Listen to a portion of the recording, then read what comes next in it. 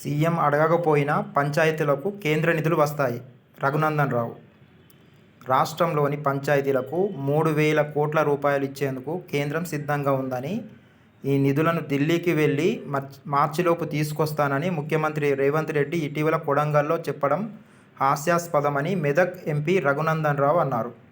శనివారం భాజపా రాష్ట్ర కార్యాలయంలో ఆయన మాట్లాడుతూ, పంచాయతీలకు సర్పంచులు వచ్చారు. ఎవరు అడిగినా అడగకపోయినా కేంద్రం 3,000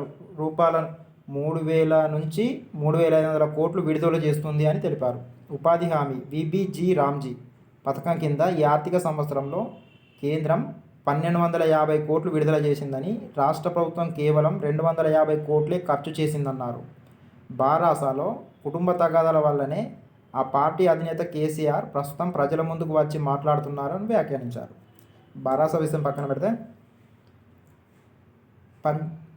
పంచాయతీ ఎన్నికలప్పుడు సర్పంచ్ ఓటేసేటప్పుడు అధికారంలో ఉన్న పార్టీకే ఓటేస్తేనే మనకు నిధులు వస్తాయనే విషయాన్ని మర్చిపోండి.